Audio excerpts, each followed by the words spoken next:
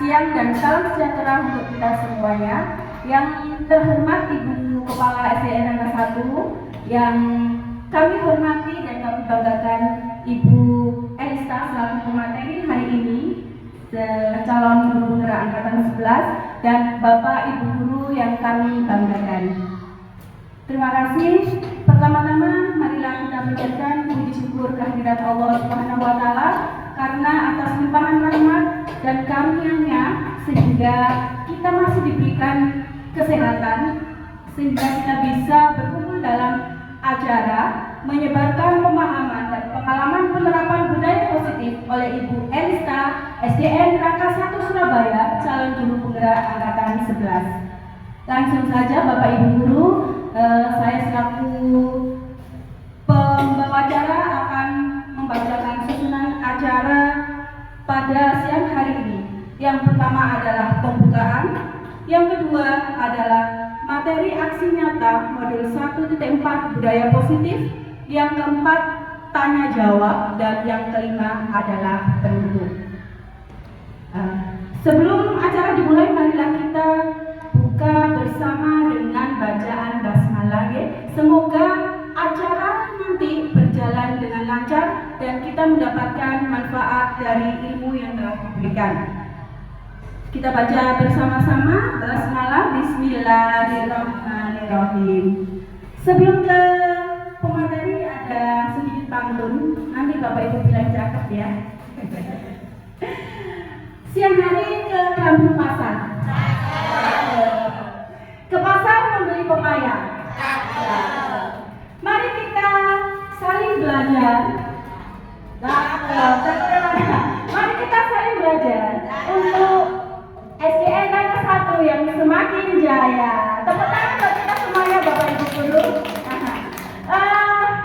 Selanjutnya langsung saja nih Bapak Ibu ke pemateri kita, Ibu Elista SPD. Nah, beliau ini sangat luar biasa sekali karena sudah pada tahapan pelaksanaan modul 1.4 ya. Sudah berapa bulan Bu Elisa di guru penggerak, di jalan guru penggerak? Hampir 3 bulan, Masya Allah, luar biasa ya. Nanti kita belajar bersama-sama dengan Bu Elisa. Kita saling belajar, kemudian apabila ada pertanyaan Bapak Ibu bisa bertanyakan langsung kepada ahlinya karena Bu Elisa ini sudah dibekali di calon guru penggerak. Luar biasa sekali, SDN Rangka 1 mempunyai calon guru penggerak. Ya, tentunya nantinya akan menjadi guru penggerak yang akan meningkatkan kualitas pendidikan di SDN Rangka 1 Surabaya ini. Dan tentunya juga kita perlu kerjasama ya Bapak Ibu, tidak ada apa-apanya Bu Elisa sendiri. Jadi kita perlu bersama-sama membangun SDN Rangka 1 Surabaya ini, terutama meningkatkan kedisiplinan murid, meningkatkan budaya positif di sekolah kita. Terima kasih. Langsung saja ke Ibu Elisa sebagai pemateri, monggo kami persilakan.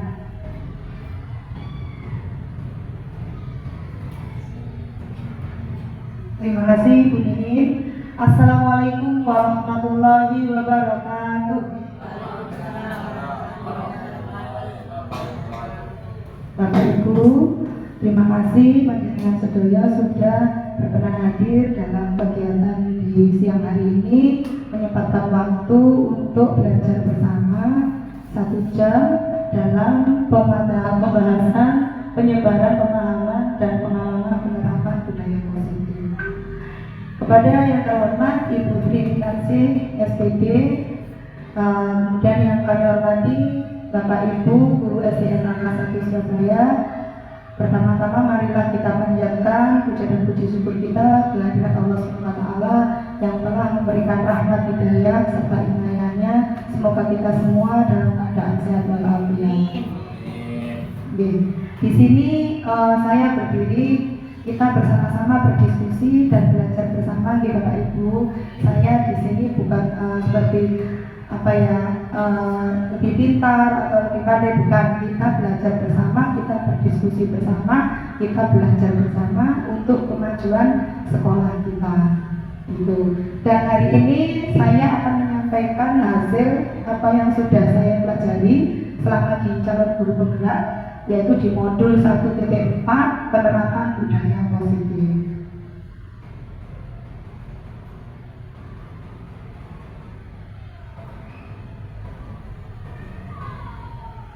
Ya, selamat datang para guru hebat. Berkolaborasi, mari kita bersama saling mendukung demi mewujudkan disiplin positif di sekolah kita tercinta. Tepuk tangan Bapak Ibu. Iya, biar tambah semangat, mari kita sebutkan nilai dari sekolah Ranma 1 kita. Ranma 1, gimana ya Bapak Ibu? Luar biasa. Iya, lebih semangat lagi. Coba Ranma 1. Iya, semoga Ranma 1 kedepannya menjadi sekolah berliterasi dan bernumerasi yang bisa membawa perubahan yang sangat luar biasa untuk anak didik kita. Selanjutnya, nah, kita akan belajar yang namanya budaya positif. Apa sih budaya positif?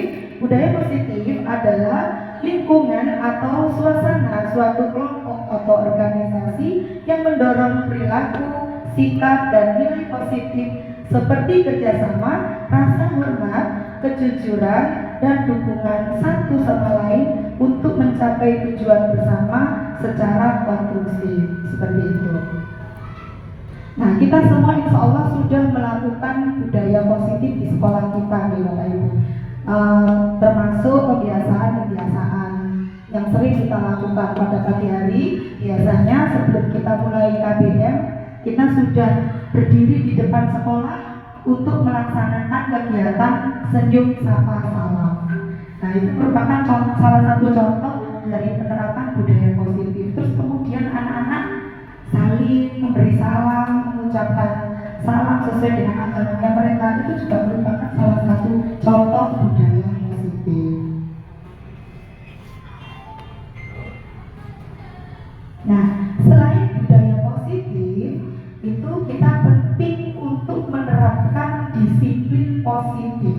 Nah, kira-kira disiplin positif sendiri memiliki arti adalah pendekatan, pengajaran atau pembinaan yang fokus pada penguatan perilaku, baik melalui dukungan, pengertian, dan penguatan positif daripada hukuman atau paksaan.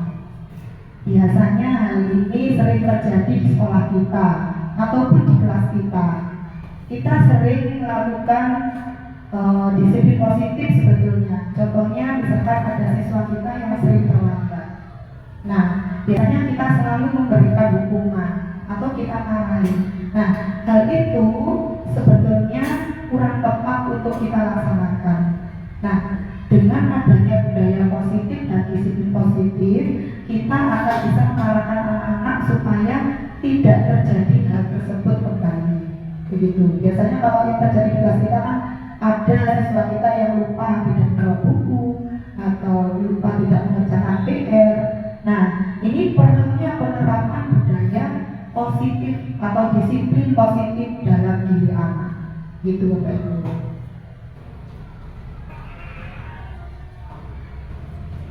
Nah, dalam konsep inti budaya positif itu ada 8 perbedaan. Nah, ada 8 macam. Yaitu yang pertama, perubahan paradigma belajar. Yang kedua adalah disiplin positif sendiri. Yang ketiga, kebutuhan dasar manusia. Yang keempat, motivasi perilaku manusia. Yang kelima, nilai-nilai kebijakan. Selanjutnya adalah posisi kontrol guru. Yang ketujuh adalah keyakinan kelas, dan yang terakhir yang kedelapan adalah segitiga restitusi.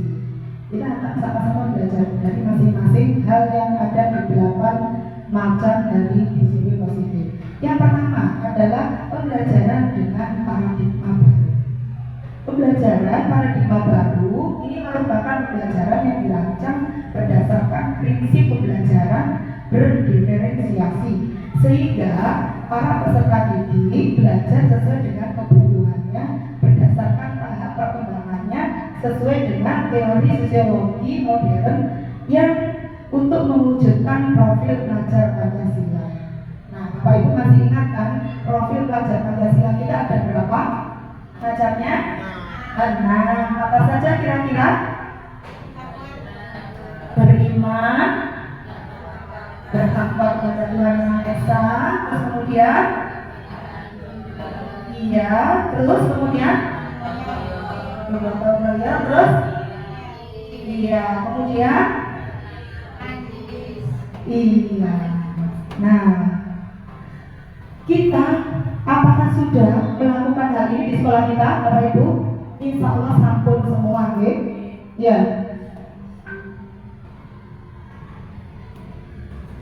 Nah, disiplin positif dalam budaya kita dimaknai dengan kata disiplin.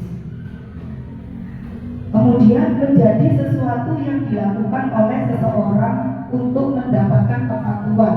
Kita cenderung menghubungkan kata disiplin dengan ketidaknyamanan. Biasanya, ini kalau dikembalikan ke dalam profil pelajar Pancasila, kita di sekolah kita ini visinya selain mendidik siswa yang berkarakter adalah siswa yang bertakwa kepada Tuhan Yang Maha Esa. Dalam budaya positif yang selalu kita lakukan biasanya di hari Jumat seperti hari ini tadi kita sudah melaksanakan istighosa bersama. Terus kemudian ada berdoa setiap pagi sebelum pembelajaran, itu juga merupakan salah satu contoh budaya positif yang selalu kita lakukan. Sebelum belajar, sesudah belajar, itu biasanya kita lakukan bersama-sama. Dan bahkan waktu pembelajaran agama itu ada waktu untuk sholat zuhur berjamaah. Alhamdulillah sekolah kita sudah dilaksanakan. Kemudian selanjutnya, nah sebagai pendidik tujuan kita menciptakan anak-anak yang memiliki disiplin diri sehingga mereka bisa berperilaku dengan mengacu nilai-nilai kebijakan universal dan memiliki intrinsik, motivasi intrinsik bukan ekstrinsik. Kemudian dilanjutkan, disiplin positif merupakan salah satu penerapan disiplin yang bertujuan untuk menumbuhkan kesadaran serta memberdayakan anak untuk melakukan sesuatu tanpa sokokan, ancaman maupun hukuman. Ini biasanya kalau kita di dalam kelas suka begini ya, awas loh, nanti kalau kamu tidak mengerjakan PR lagi, nanti ibu guru marah. Nah begitu ya misalnya. Terus kemudian selanjutnya, nanti kamu tidak boleh terlambat lagi ya. Kalau terlambat lagi, kamu harus berdiri di depan tiang bendera atau berdiri di depan kelas. Nah hal tersebut tidak patut atau hendaknya segera kita berganti menjadi penerapan disiplin positif, gitu.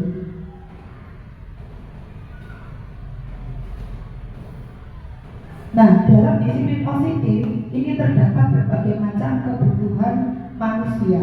Yang pertama, bertahan untuk hidup. Jadi masing-masing dari anak-anak kita itu berasal dari ekonomi yang berbeda ya Pak Ibu. Ada yang dari orang yang ekonominya mampu, ada yang kurang, atau bahkan sama sekali tidak mampu. Nah, kita sebagai guru harus dapat menerapkan budaya disiplin positif ini tanpa memandang harta atau ekonomi dari anak-anak. Gitu. Kemudian setiap anak itu juga membutuhkan rasa kasih sayang untuk diterima. Nah, kebetulan kan sekolah kita ini sudah menerima untuk anak-anak yang berkebutuhan khusus nih sekarang, atau anak-anak disabilitas begitu. Bahkan kita sudah bertahun-tahun yang lalu sudah menerima mereka. Contohnya di kelas saya sendiri, ini ada anak yang masih belum bisa bernama gitu, untuk mengartikan suatu kalimat ini belum bisa gitu. Terus kemudian berhitung cepat ini juga belum bisa. Dalam menghitung perkalian dasar pun dia masih menghitung pakai jari gitu. Seperti 5 kali 6 dia masih menghitung pakai jari begitu. Nah, kita sebagai seorang pendidik harus dapat menumbuhkan rasa percaya diri anak supaya anak tersebut bisa semakin bersemangat, supaya dia tidak down gitu deh. Karena masing-masing anak itu ada yang cepat sekali down, cepat sekali istilahnya dia minder pada temannya. Sedangkan kita sebagai guru harus dapat menumbuhkan rasa cinta kita, rasa sayang kita. Apabila dia sudah berusaha, biasanya kita suka memberi apa Bapak Ibu pada anak-anak? Reward kan? Nah biasanya bagus, pinter, lanjutkan. Nah seperti itu. Kita bisa merubah paradigma kita dengan memberikan support yang tidak hanya memberikan ucapan saja, tapi seperti ayo anak-anak berikan tepuk jempol untuk teman kalian yang sudah berusaha untuk maju ke depan. Seperti tepuk jempol, hebat jempol. Nah seperti itu Bapak Ibu. Insya Allah anak-anak akan merasa dihargai, dicintai oleh kita khususnya begitu. Kemudian yang kedua, penguasaan. Masing-masing anak ini memiliki kelebihan, keunikan yang berbeda. Masing-masing anak juga memiliki kemampuan yang berbeda. Ada yang anak-anak langsung dapat menerima informasi atau dapat menerima pembelajaran secara cepat. Tapi ada juga yang lama sekali dalam menerima pembelajaran. Begitu. Nah, kita dapat mengelompokkan dari masing-masing anak tersebut. Misalkan anak yang kurang bisa kita dudukkan dengan anak yang kemampuannya lebih. Seperti itu. Kita sejajarkan, kita dudukkan bersama supaya nanti temannya yang bisa membantu temannya yang di sebelahnya itu yang kurang bisa. Jadi nanti terjadi keselarasan bersama. Gitu. Jadi masing-masing siswa nanti memiliki hak yang sama untuk dalam belajar. Gitu. Kemudian yang selanjutnya adalah kebebasan. Masing-masing anak ini memiliki hak yang sama, yaitu memiliki hak kebebasan untuk bertanya, berpendapat pada kita. Hendaknya kita dapat menghargai, dapat memberikan kasih sayang kita sesuai dengan kodratnya. Kemudian selanjutnya kesenangan. Masing-masing siswa, ini biasanya khususnya anak-anak kecil nih, kelas 1, kelas 2 ini tahap belajar mereka ini banyak tahap bermainnya daripada belajar. Nah kita bisa memberikan permainan-permainan kecil untuk anak-anak supaya mereka menjadi tertarik akan pembelajaran yang kita lakukan. Kita bisa melalui games, kemudian nyanyi, terus kemudian kita melakukan permainan kecil. Nah ini dengan seperti itu anak-anak akan menjadi tertarik, akan menjadi penasaran akan pembelajaran yang kita lakukan. Apalagi ada hadiahnya, biasanya kan kita berikan selain jempol, ada reward bintang, begitu kepada anak-anak. Bisa pribadi maupun secara berkelompok. Nah dari situ anak-anak akan menjadi tertarik dan merasa senang akan pembelajaran yang kita berikan. Dan kedepannya anak-anak akan lebih antusias dalam pembelajaran yang akan kita sampaikan.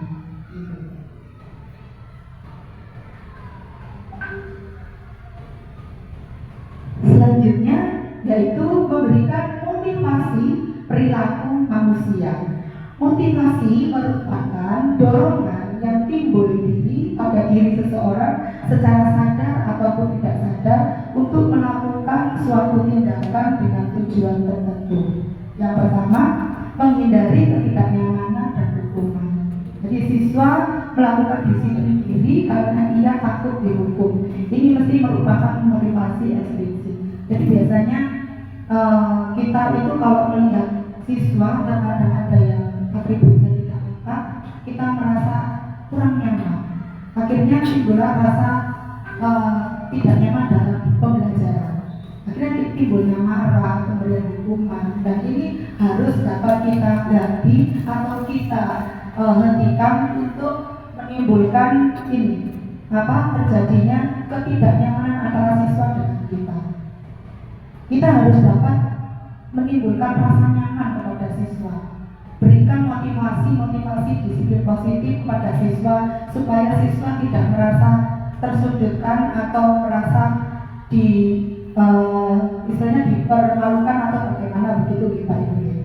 Kemudian yang kedua, mendapatkan imbalan atau penghargaan dari orang lain. Itu maksudnya siswa melakukan disiplin diri karena ia ingin mendapatkan imbalan. Ini merupakan suatu motivasi ekstrinsik. Jadi maksudnya di situ biasanya siswa kalau diberikan pertanyaan itu ada siswa yang langsung terpancing karena ada imbalan. Gitu. Aku akan menjawab pertanyaan itu karena aku nanti akan dapat sesuatu dari buku itu. Begitu. Atau aku akan menjawab pertanyaan tersebut karena nanti aku akan mendapatkan reward dari buku itu.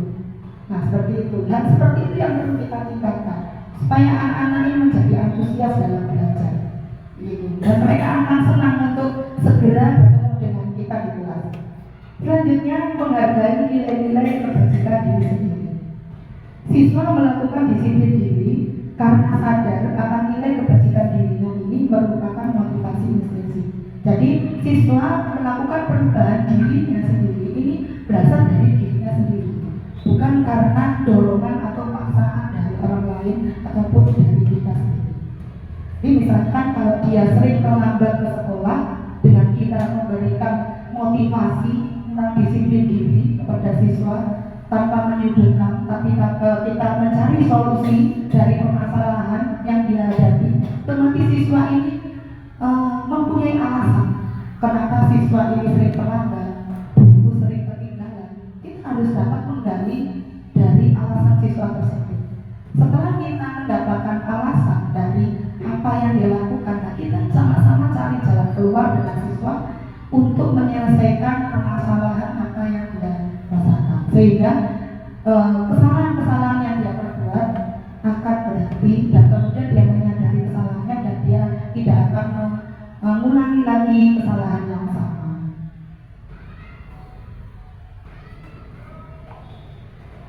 Nah, konsep disiplin dengan identitas yang gagal ini tadi sudah kita bahas ya. Yang pertama hukuman. Hukuman ini biasanya menimbulkan rasa yang menyakitkan bagi anak. Gitu. Sudah datang terlambat dari sekolah, kita marahi, kemudian dihukum, berdiri atau menghadap ke bendera seperti itu. Dalam diri siswa akan timbul rasa tidak nyaman. Gitu. Dia tidak akan merasa senang, nyaman berada di kelas atau di sekolah jika dia merasa apa yang dilakukan di hari itu salah. Gitu. Kemudian dia akan timbul rasa takut kepada guru karena dia melakukan kesalahan. Misalkan biasanya kita di kelas itu sering menemukan siswa yang sering tidak mengerjakan tugas atau lupa tidak membawa buku. Biasanya anak-anak ini lupa untuk mengeluarkan bukunya. Kenapa sampai tidak mengeluarkan buku hari ini? Kan hari ini waktunya pembelajaran pendidikan Pancasila. Maaf ibu, buku saya ketinggalan. Ada anak yang langsung bicara seperti itu, ada juga yang hanya diam saja, atau bahkan ada juga yang sengaja menyembunyikan tasnya supaya kita tidak bertanya. Gitu. Karena timbulnya rasa takut siswa kepada kita. Kemudian selanjutnya siswa menyembunyikan kesalahan. Nah, tadi yang barusan saya sebutkan, bahkan ada siswa yang sampai menyembunyikan tasnya karena apa? Karena rasa takut kita, rasa takutnya pada kita. Gitu. Dan siswa kalau sudah merasakan beberapa hal tersebut akan timbul rasa rendah diri. Dan ini yang harus segera kita ganti di Ibu menjadi disiplin dan budaya positif supaya hal itu tidak berkelanjutan. Nah, kita dapat merubahnya dengan memberikan penghargaan. Nah, penghargaan sendiri ada beberapa macamnya. Ada penghargaan yang tidak efektif. Misalnya maksudnya di situ seperti bagus, pinter. Nah, itu sudah biasa kita lakukan di kelas. Coba kita bisa merubahnya dengan memberikan reward yang lain. Seperti tadi bisa tepuk jempol, tepuk hebat. Kita bisa nyanyikan bersama-sama dengan teman-temannya, memberikan tepuk tangan, applause kepada siswa tersebut. Insya Allah akan menimbulkan budaya positif yang luar biasa. Gitu. Selain dapatkan reward bagus, pinter, kamu hebat nak, seperti itu. Gitu, okay. Kemudian yang kedua yaitu merusak hubungan, yaitu sifat iri antar teman jika kita sering memberikan penghargaan berupa pinter, hebat, cerdas, luar biasa. Itu kalau sering kita orang tersebut kepada satu orang, maka akan muncul rasa iri terhadap siswa yang lain. Sedangkan masing-masing siswa itu memiliki hak yang sama. Jadi karena itu kita harus mengganti penghargaan tersebut dengan hal yang lain tadi. Gitu. Bisa memberikan applause tadi ya, memberikan semangat supaya hal itu bisa berganti menjadi budaya positif yang menyenangkan. Terus mematikan kreativitas siswa. Gitu. Jika siswa sudah sering kita berikan penghargaan, bagus, kamu hebat, nah itu malah dia akan semakin istilahnya motivasinya dia atau kreativitasnya terkadang untuk siswa yang lain gini, karena mungkin yang maju atau yang mendapatkan penghargaan hanya siswa itu saja. Gitu. Sedangkan saya yang sudah berusaha maksimal tidak pernah terlihat oleh Bapak Ibu guru. Nah, hal itu yang terkadang kita lakukan di kelas. Karena itu, mari kita bersama-sama mengganti budaya atau konsep disiplin yang gagal tersebut menjadi konsep budaya disiplin. Terus kemudian menghukum dengan sistem ranking. Biasanya begini.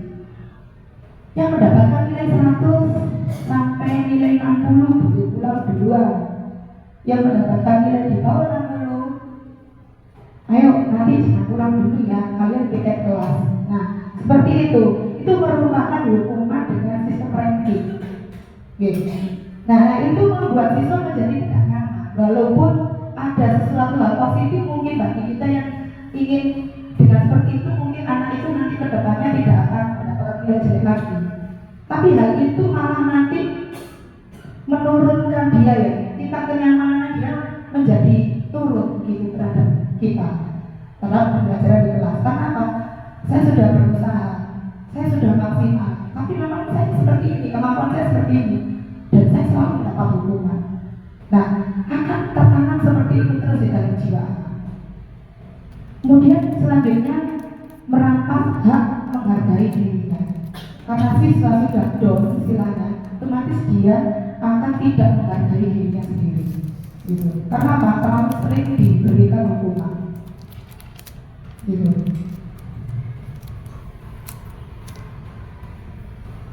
Nah, selanjutnya konsep disiplin dengan identitas yang sukses. Ya, jadi kita bisa memberikan konsekuensi, yaitu penguatan jangka pendek. Nah, kita bisa memberikan penguatan apabila siswa itu dalam pembelajaran yang awalnya belum mampu, tidak apa-apa Bapak Ibu. Kita tetap memberikan penguatan, kita tetap memberikan semangat, support kepada siswa. Ayo nak, ayo dek, ayo saya harus tetap semangat dalam pembelajaran ini. Ayo sampai pasti bisa. Nah, seperti itu. Kemudian perlu adanya monitoring yang berkelanjutan. Kita selalu mendatangi meja siswa, bertanya tentang perkembangan pembelajaran yang sudah dia pelajari, adakah kesulitan. Jadi guru sekarang untuk di zaman sekarang ini bukan sebagai subjek, tetapi muridlah yang menjadi subjek kita. Gitu. Jadi pendidikan sekarang ini hendaknya menjadi pendidikan yang berpusat kepada siswa. Jadi kita yang aktif kepada siswa, kita yang memberikan pelayanan kepada siswa. Seperti pesan dari Ki Hajar Dewantara, yaitu memanusiakan manusia. Karena masing-masing anak, masing-masing siswa itu memiliki hak yang sama. Kemudian selanjutnya memberikan stimulus atau respon. Jika ada anak yang suka bertanya, karena masing-masing di kelas ini kebutuhan siswa itu berbeda-beda di RPU ini. Ada yang diam saja, sudah diterangkan.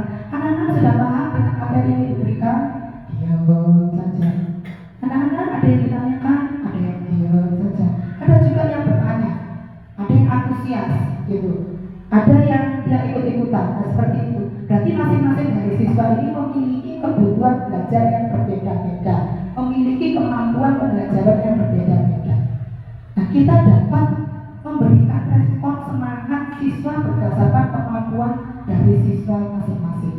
Misalkan ada siswa yang khusus, ada siswa yang kurang dalam pembelajaran, kita tetap memberikan respon yang terbaik. Kita datangi, kita gali kekurangannya dia, kesulitannya dia, kenapa pembelajaran ini sulit untuk dia. Kita cari jalan keluarnya bersama-sama. Dengan seperti itu, anak akan semakin nyaman dengan kita, senang akan belajar dengan kita. Mungkin dia akan mulai belajar untuk merubah cara pembelajaran yang dia lakukan selama ini. Selanjutnya, siswa akan menghormati peraturan. Nah, apabila kita memberikan pengertian tentang disiplin positif, budaya positif, dengan rasa kasih sayang, dengan lembut, itu mungkin nanti anak-anak akan berubah pemikirannya, gitu. Dia akan menyadari kesalahannya.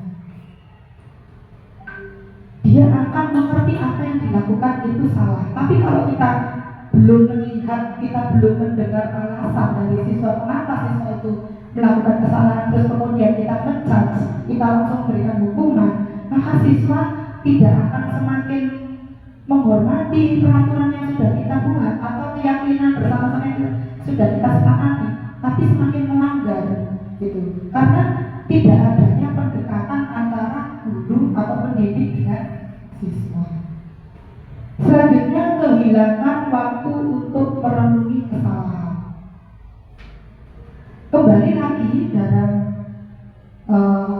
apa yang sudah saya sampaikan tadi, masing-masing siswa itu memiliki kemampuan daya serap respon yang berbeda-beda, daya tangkap juga yang berbeda-beda.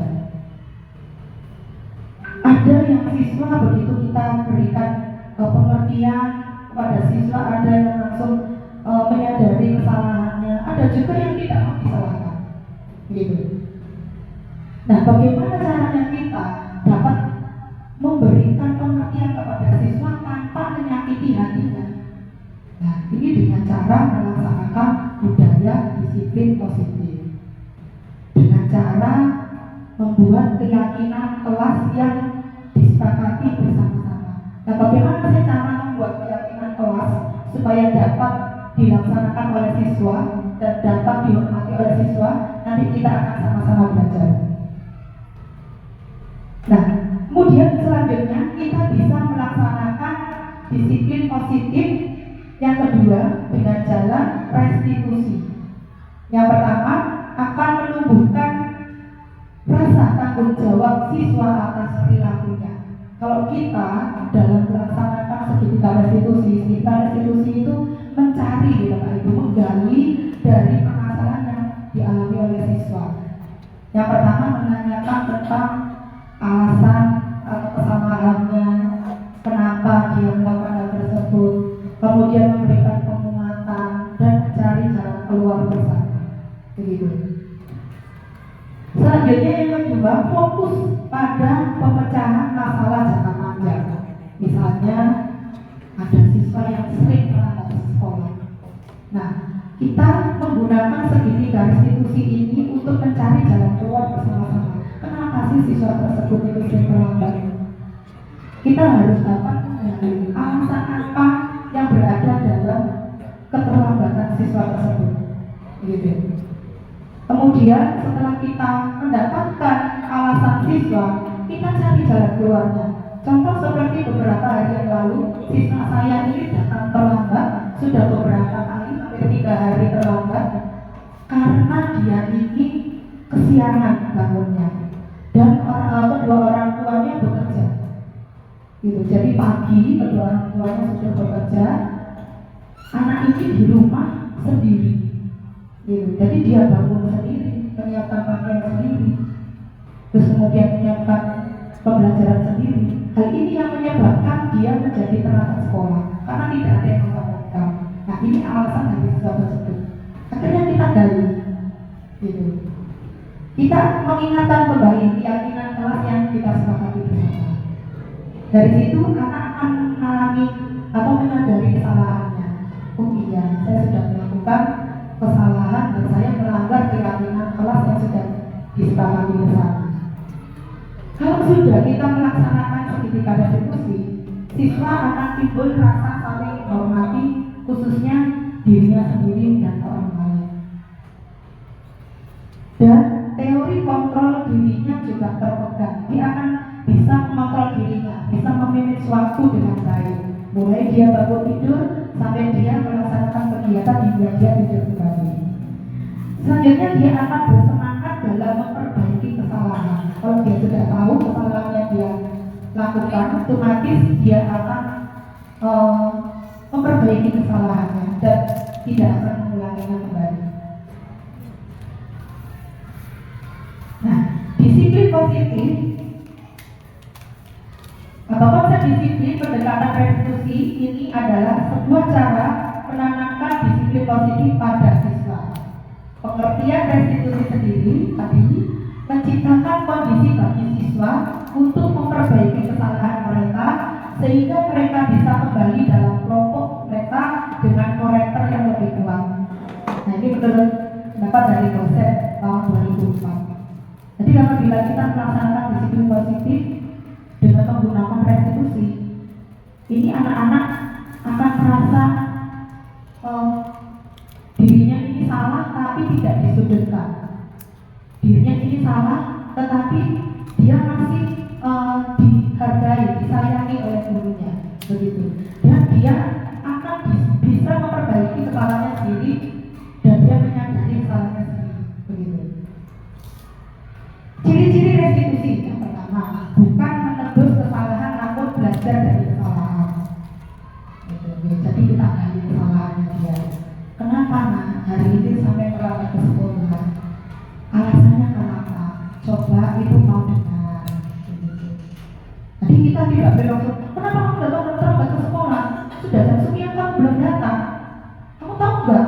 Jam berapa kamu masuk sekolah? Itu tidak sesuai dengan budaya positif dalam pendidikan kita. Kemudian tawaran, bukan paksaan. Nah, misalnya coba kalau sampean tidurnya lebih awal, bagaimana? Terus kemudian sampean mengurangi bermain HP supaya nanti bangunnya tidak kesiangan. Nah, itu kita tawarkan, kita berikan solusi kepada anak. Dari situ anak akan bisa berpikir, oh iya, apa yang saya lakukan selama ini berarti salah. Saya tidak boleh tidur terlalu malam. Saya tidak boleh terlalu sering bermain HP supaya saya tidak terlambat ke sekolah. Kemudian memperbaiki hubungan. Anak-anak ini sering terlambat, akhirnya buku juga ketinggalan. Kalau kita sudah melaksanakan pendidikan restitusi, insya Allah akan bertahap anak ini menyadari kesalahannya dan dia akan memperbaiki dirinya sendiri berdasarkan kesalahan yang dia perbuat tadi. Selanjutnya menuntut untuk melihat ke dalam diri. Kita akan bertanya kepada siswa, coba berapa kali sampai yang terlambat ke sekolah? Kenapa sampai berangkat sekolah? Alasannya apa? Apakah di jalan macet? Apakah orang tuamu kesiangan? Atau seperti apa begitu? Terus kemudian mencari kebutuhan dasar berdasarkan tindakan. Kalau sudah kita mencari permasalahan dan siswa memberikan alasan, kita harus memberikan solusi bersama-sama. Nah, misalkan kalau anak yang sering terlambat ke sekolah, berarti coba nak mulai malam hari ini sampai yang tidur lebih awal, siapkan buku sebelum tidur. Ibu tidak menyalahkan apa yang kamu lakukan karena setiap manusia itu wajar melakukan kesalahan. Kedepannya sebaiknya jangan sampai hal ini berulang kembali. Nah, seperti itu. Selanjutnya fokus pada karakter, bukan tindakan. Nah, dengan menggunakan segitiga restitusi, kita itu menekankan pada karakter siswa, bukan melalui tindakan hukum atau memarahi. Gitu. Selanjutnya menguatkan dan fokus pada solusi. Setelah kita fokus pada karakter siswa, kita menguatkan diri siswa, pemikiran siswa, tindakan siswa supaya hal itu tidak terulang kembali. Nah, perbedaan di sini ada contoh kasus gini. Siswa sering tidak mengerjakan PR. Ini ada 3 macam solusi. Yang pertama, menghukum atau hukuman. Guru menghukum siswa tersebut seperti hormat bendera selama 10 menit. Guru marah dan murid menjadi takut. Kemudian yang kedua, konsekuensi. Guru memberikan konsekuensi untuk mengerjakan PR-nya saat istirahat atau dikerjakan 3 kali lipat. Guru tegas dan siswa menghormati peraturan. Yang ketiga, apabila kita menggunakan segitiga restitusi, guru ini menanyakan keyakinan kelas yang sudah disepakati antara dirinya dan membantu siswa untuk menyelesaikan masalahnya dikaitkan dengan keyakinan kelas yang sudah disepakati. Selanjutnya, guru terbuka dan siswa menghormati dirinya serta orang lain. Nah, penerapan 5 posisi kontrol. Kasusnya, siswa tidak memakai atribut lengkap saat upacara bendera. Ini saya ambil pada waktu hari Senin di hari itu karena banyak dari siswa kita yang biasa melakukan hal ini di kelas ataupun di sekolah. Yang pertama, menghukum. Patuhi aturan di sekolah, lalu berdiri di depan barisan. Biasanya seperti itu. Tindakan itu merupakan suatu hukuman untuk siswa. Yang pertama, bisa merendahkan harga diri siswa. Yang kedua, bisa menimbulkan rasa tidak percaya diri siswa. Yang ketiga, menimbulkan rasa ketidaknyamanan siswa terhadap kita dan sekolah. Kemudian, membuat rasa bersalah. Selain kita menghukum, kita meningkatkan rasa supaya dia merasa bersalah. Berapa kali guru bilang, berapa kali guru harus memberitahu kamu, guru kecewa sama kamu. Akhirnya timbul rasa bersalah dalam diri siswa. Kemudian yang selanjutnya adalah teman. Ya, kita memposisikan diri kita sebagai pendidik ini sebagai teman untuk siswa, bukan sebagai penghukum atau pembuat rasa bersalah. Coba dengan kata, ayolah yang tertib, buat ibu guru bangga. Kali ini tidak apa-apa kamu salah. Nah, perbandingan yang selanjutnya, guru sebagai pemantau. Kamu sudah melanggar apa peraturan dan konsekuensinya. Gitu. Berbeda lagi apabila kita sebagai pendidik ini yang berpusat sebagai manajer, yaitu apakah kamu tahu kesalahanmu? Kira-kira bagaimana kamu memperbaiki kesalahanmu hari ini? Nah, seperti itu. Jadi berbeda sekali kita sebagai penghukum, pembuat rasa bersalah, sebagai teman, pemantau, ataupun sebagai manajer.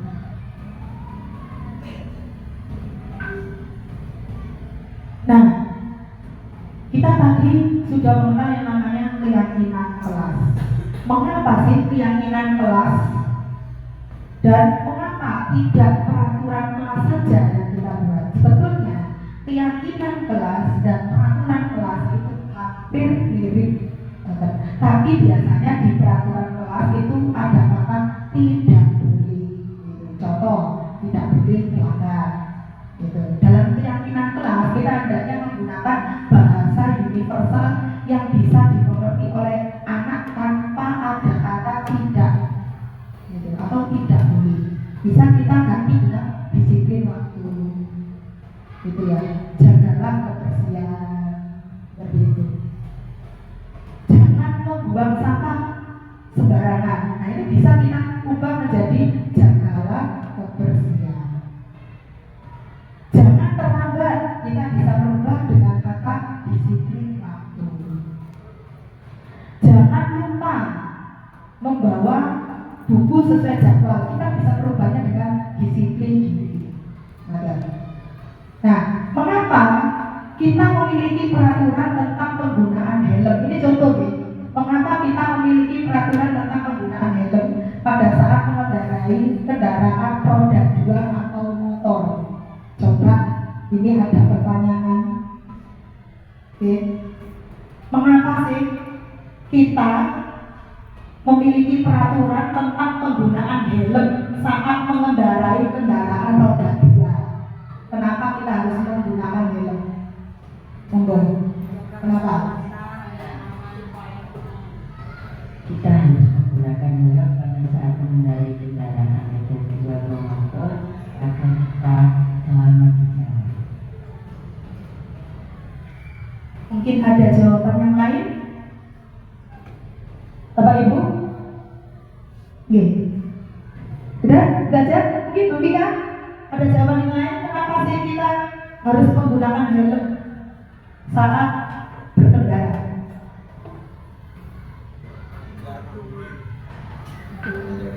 Karena itu adalah salah satu apa ini? Kewajiban untuk roda 2 itu harus menggunakan helm. Nah, kalau kita tidak menggunakan helm, itu pada umumnya takut itu sebenarnya. Kalau menurut saya nih, ya memang sebenarnya untuk keselamatan kita, tapi sepertinya kebanyakan orang lebih takut kalau dibilang daripada keselamatannya. Terima kasih Bu Silvi dan Bu Vika, jawabannya luar biasa. Mungkin dari Bapak Ibu yang lain ada jawaban yang lain? Ya, silakan Pak Heri.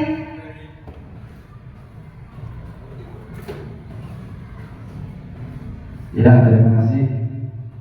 Pendapat saya agar kita diberi keselamatan, artinya saat berkendara kita selamat sampai tujuan. Makanya diberi kita menggunakan helm itu. Terima kasih. Terima kasih jawaban dari Bapak Ibu. Presiden Rana Sanu ini sangat luar biasa. Tepuk tangan untuk kita semua. Oke. Mengapa sih kita memiliki peraturan harus menggunakan helm saat berkendara? Betul, jawaban dari Bapak Ibu semua. Supaya kita tidak terjadi suatu kecelakaan pertama. Yang kedua, karena ada peraturan di jalan supaya kita selamat tidak terjadi kecelakaan. Dan yang ketiga, tidak tertilang oleh polisi. Ya, kemudian yang kedua, mengapa kita memiliki peraturan tentang penggunaan masker dan mencuci tangan setiap saat? Nah, coba panjenengan otomatis hal ini masih dilakukan ya, masih jenengan lakukan semua ya. Kenapa dari luar rumah atau kita berasal dari luar kita harus mencuci tangan dulu, atau bahkan kita harus menggunakan masker saat berada di luar? Oh, siapa yang mau jawab? Untuk menjaga kesehatan. Untuk menjaga kesehatan. Oke, luar biasa. Ada lagi mungkin? Ada lagi Pak Hasan? Oke, silakan Pak Hasan. Mengapa kita harus memakai masker dan setiap saat? Agar kita selalu bersih, sehat, bebas dari bakteri atau kuman. Terima kasih. Luar biasa. Tepuk tangan untuk kita semua. Ya, yang kedua, mengapa kita memiliki peraturan tentang penggunaan masker dan cuci tangan? Betul. Untuk terhindar dari kuman, bakteri kita katakan ini. Supaya kita selalu menjaga kebersihan. Dua pertanyaan ini berisikan peraturan, berisikan keyakinan kita yang sudah kita yakini bersama-sama sebagai warga negara. Ini adalah contoh keyakinan kelas yang bisa kita terapkan dalam keyakinan kehidupan kita sehari-hari. Tadi, mengapa kita harus menggunakan helm? Karena memang ada peraturan, karena memang ada perintahnya, gitu. Yang kedua, kenapa sih kita harus menggunakan masker? Supaya tidak terkena bakteri, kuman, supaya paru-paru kita sehat. Itu contoh-contoh keyakinan yang sudah kita lakukan tanpa kita sadari. Nah, seperti itu. Oke. Hal ini bisa kita masukkan dalam keyakinan. Ada. Contoh misalkan disiplin diri. Anak-anak, kalau kalian coba ingat-ingat kemarin pada waktu upacara bendera ada yang lupa tidak menggunakan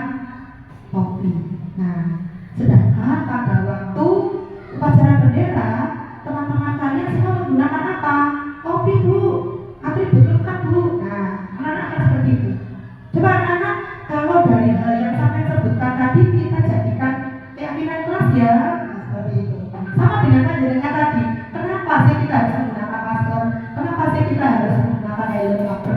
Bagian jawaban dari Bapak Ibu guru ini ditampung dalam suatu diskusi, dijadikan satu dalam satu keyakinan kelas. Nah, ini adalah contoh keyakinan kelas yang kemarin sudah saya praktekkan bersama siswa saya ya, yaitu guru bersama-sama dengan siswa untuk membuat keyakinan kelas. Yang pertama kita berdiskusi seperti yang kita lakukan tadi. Kita membuat suatu pertanyaan pemantik kepada anak-anak supaya anak-anak ini menjadi antusias untuk menjawab pertanyaan. Anak-anak, bagaimana kalau kelas kita ini supaya terlihat indah? Tapi saya menjawab, jaga kebersihan Bu, tidak membuat salah sembarangan. Nah, ini dari hasil diskusi kita masukkan ke dalam keyakinan kelas, yaitu jagalah kebersihan. Nah, setelah hasil diskusi tadi sudah disepakati, kemudian kita rumuskan peraturan kelas menjadi keyakinan. Jadi peraturan-peraturan tadi, jagalah kebersihan, disiplin diri, kemudian disiplin waktu, saling menghormati, ini dijadikan menjadi keyakinan kelas bersama.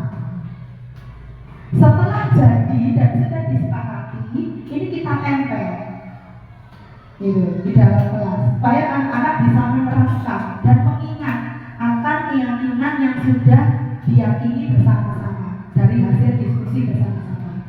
Itu Bapak Ibu. Insya Allah Bapak Ibu sudah melakukannya.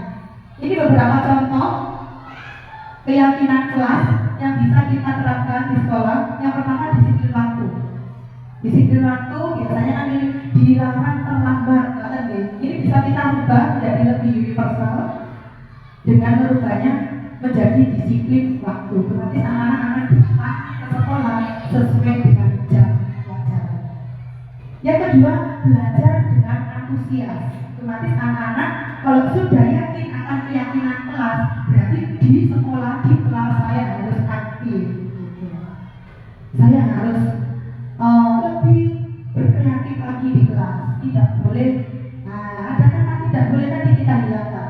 Saya harus lebih aktif, saya harus lebih istilahnya hidup ya, atau senang ya, bersemangat dalam belajar gitu. Jaga kebersihan lingkungan. Dilarang buat apa? Itu sudah tidak boleh dimasukkan dalam peraturan kelas atau keyakinan kelas. Kita bisa merubahnya dengan jaga kebersihan lingkungan. Selanjutnya saling menghormati. Inilah dilarangnya kasus pembulian ya Pak Ibu. Jangan membuli, jangan mengolok kata, jangan. Ini bisa kita hilangkan juga menjadi saling menghormati, saling menghargai. Selanjutnya saling kerjasama. Terus disiplin diri itu bisa mencakup tentang atribut, jadwal pelajaran dan sebagainya. Angkat tangan saat ingin berbicara. Nah, ini kita mengajarkan anak-anak tentang sopan santun supaya anak-anak kalau bertanya itu membiasakan untuk angkat tangan dulu dan tidak menyela orang lain saat berbicara. Kemudian yang kedelapan menetapkan 5S, yaitu senyum, sapa, salam, sopan, santun. Jadi kita bisa membiasakan anak-anak untuk berucap dengan baik. Bagaimana kalau membentukkan keyakinan kelas? Yang pertama, lebih abstrak dari peraturan. Yang kedua, sedikit saja agar mudah diingat. Jadi membuat keyakinan kelas itu jangan terlalu panjang Bapak Ibu, supaya anak-anak ini mudah mengingat. Seperti tadi, disiplin diri. Gitu. Cukup seperti itu saja, anak-anak sudah ingat. Terus berupa pertanyaan universal.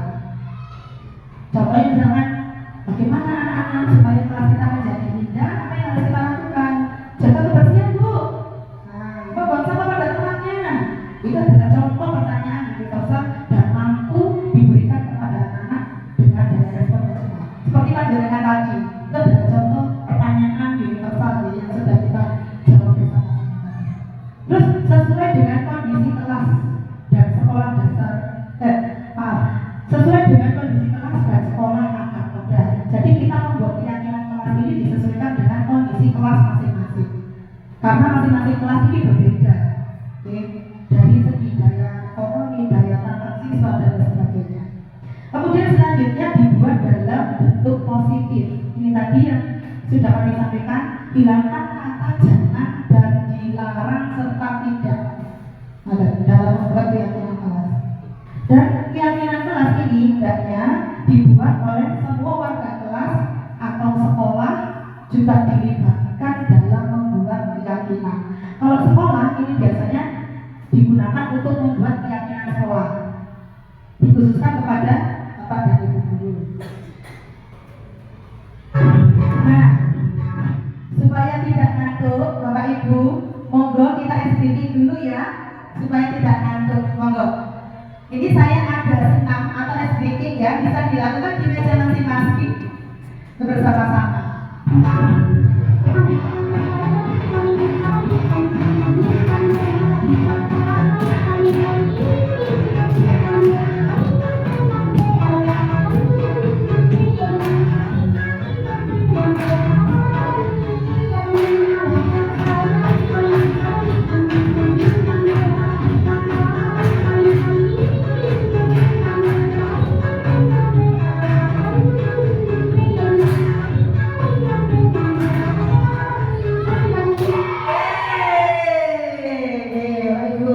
Ini adalah contoh SBT yang bisa panjenengan gunakan di kelas supaya anak-anak menjadi antusias kembali dalam belajar. Tadi saya melihat Bapak Ibu ada yang sudah loyo, ngantuk dan sebagainya. Ini sudah mulai ceria kembali dan semangat kembali.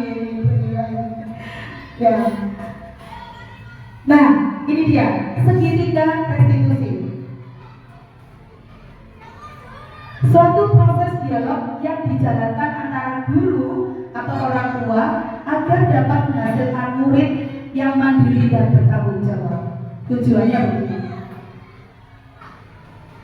Nah, segitiga restitusi terbagi menjadi 3 bagian. Yang pertama, menstabilkan identitas. Kita menggali dulu tentang permasalahan siswa. Yang kedua, validasi tindakan siswa. Kita menanyakan tentang kesalahan apa yang sudah dia perbuat. Selanjutnya, menanyakan keyakinan kelas apa yang dia langgar, begitu Bapak Ibu. Nah, menstabilkan identitas ini adalah berdasarkan prinsip pembuatan kesalahan adalah bagian dari proses pembelajaran menggeser identitas gagal, identitas sukses. Jadi menghindari kata marah, menghukum yang sudah kita pelajari bersama-sama tadi supaya tidak menimbulkan rasa ketidaknyamanan bagi siswa. Validasi tindakan yang salah. Kita menanyakan tindakan apa sih yang sudah diperbuat oleh siswa, kesalahan apa sih yang sudah dilakukan oleh siswa. Karena dengan begitu kita akan tahu apa saja kesalahan yang dia perbuat tanpa menyalahkan. Karena masing-masing manusia itu wajar melakukan kesalahan asalkan hal itu tidak terulang kembali.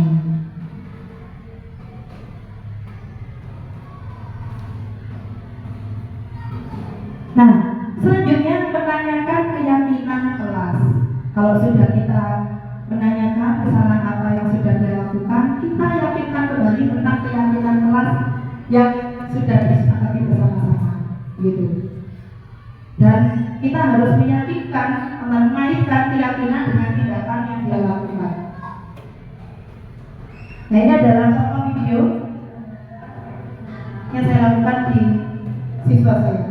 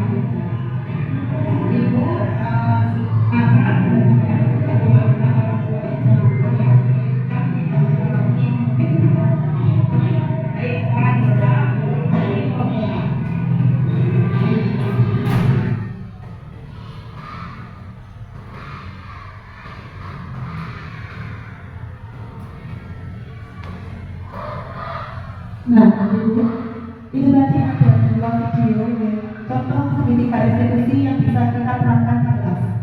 Dalam penerapan program disiplin positif, hendaknya guru memiliki standar kepribadian profesional dan sosial yang baik, di mana guru mampu berefleksi pada posisi kontrolnya. Saat ini bagaimana perjalanan dirinya sebagai seorang anggota, yaitu memposisikan sebagai manajer yang menuntut siswa menjadi insan yang mandiri, terbuka dan bertanggung jawab. Ini menurut standar nasional pendidikan. Nah, Bapak Ibu sudah sampai di kesimpulan budaya positif ini harus dibangun untuk menumbuhkan motivasi internal bagi murid yang nantinya akan ikut berpengaruh kepada pencapaian visi sekolah. Budaya positif menciptakan suasana belajar yang aman, nyaman, dan menyenangkan. Untuk mewujudkannya perlu ada disiplin positif di sekolah. Salah satunya yaitu sebagai cara untuk menetapkan disiplin positif adalah melalui proses pembentukan keyakinan kelas dan pelaksanaan signifikan restitusi. Oke Bapak Ibu, semoga sesi belajar kita di hari ini membawa manfaat sehingga dapat mewujudkan belajar profil Pancasila. Salam merdeka belajar. Salam.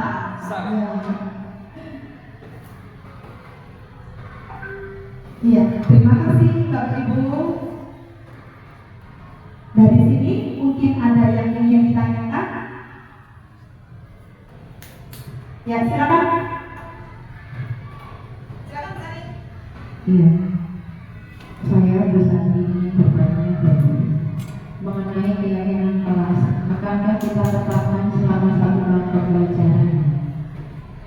Itu saja. Terima kasih Bu Sari.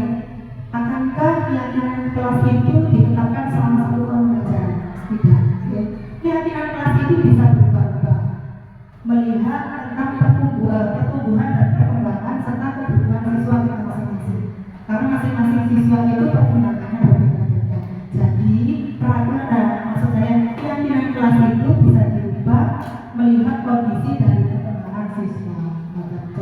bisa dirubah setiap saat, bisa 6 bulan sekali atau 1 semester sekali.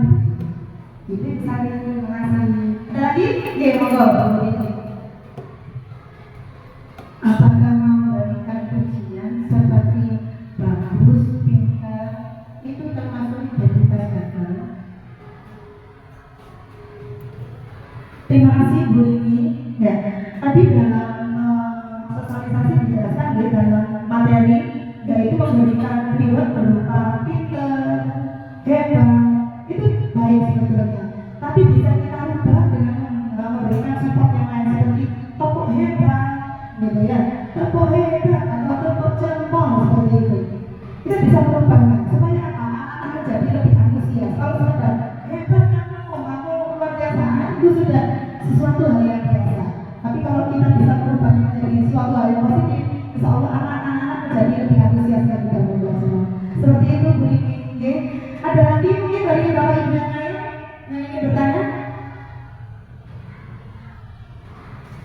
Ya, kalau tidak ada, baik, terima kasih Bapak Ibu. Sekian materi yang bisa kami sampaikan. Mohon maaf apabila ada ucapan dari bapak atau kata yang salah. Dari kami, Assalamualaikum warahmatullahi wabarakatuh.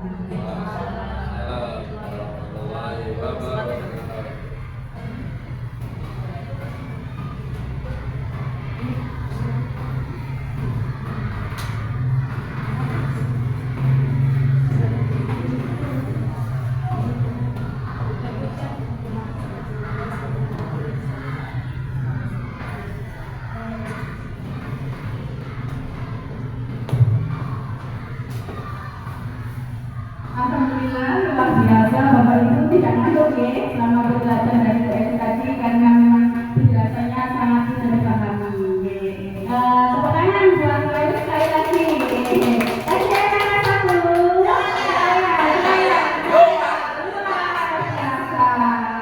Terima kasih, demikian acara pada siang hari ini sudah kembali lagi bersama. Mudah-mudahan benar-benar membawakan manfaat, memberikan ilmu yang bermanfaat buat kita, dan tentunya bisa meningkatkan kualitas karakter anak didik kita. Terima kasih.